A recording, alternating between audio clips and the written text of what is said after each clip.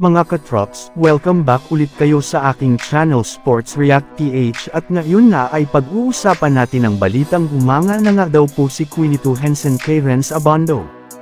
Pag-uusapan na rin nga natin ngayon dito sa ating panibagong video ang balitang may pag-asa na nga daw po ang Los Angeles Lakers na makuha pareho sina Joel Embiid at James Harden.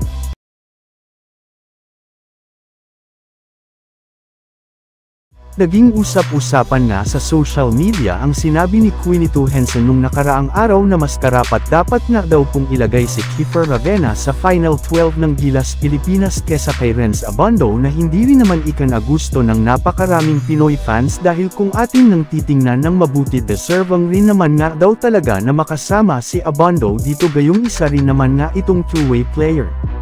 Pero matapos lang naman nga ang ilang araw mula nang bitawan ni Quinito Henson ang ganiyang mabibigat na salita ay bigla na lamang nang nagbago ang kanyang isip simulan nang makita niya sa personal ang laro ni Abando.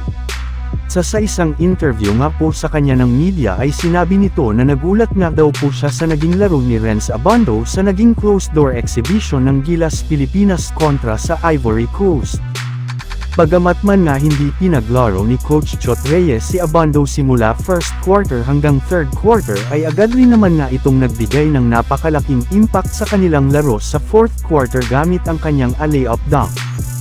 Kaya dyan pa lang nga ay inamin na nga ni Quinito Henson na deserving na nga talaga ni Renz Abando na makasama sa Final 12-man lineup ng Gilas Pilipinas sa darating na FIBA World Cup.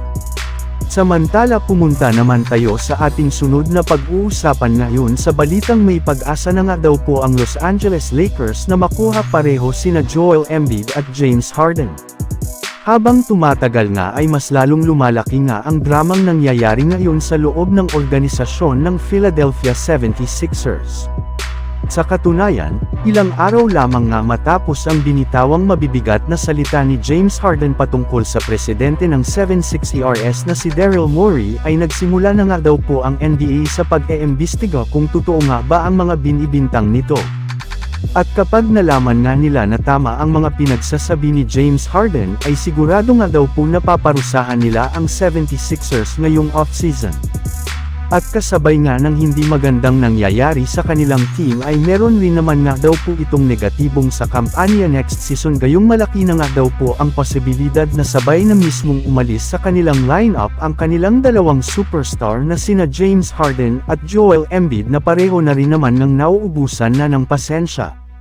Naibalita ko na rin naman nga sa inyo na umaasa na rin naman nga si Daryl Morey na ma-trade na nila ang dalawang ito sa lalong madaling panahon upang sa ganun ay masimulan na nila ang kanilang planong rebuilding.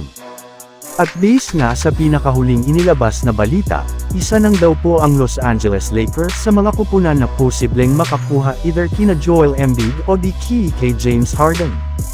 Sa katunayan, meron na nga daw po plus 650 na odds ang Lakers na makukuha nila si Embiid sa pamamagitan ng isang trade habang makukuha rin naman nga daw ng Lakers si Harden kung sakasakali mang i-offer nila sa 76ers ang kanilang mga players na sina D'Angelo Russell, Rui Hachimura, Jalen Hood-Schifino, 2029 first round draft pick and 2 future second rounders. So yun lang nga mga katrops ang handog ko sa inyong storya ngayong araw. Sana nag-enjoy kayo. Please like and subscribe my YouTube channel Sports React PH para sa iba pang storya at update patungkol sa NBA. Kita-kits muli sa ating susunod na video.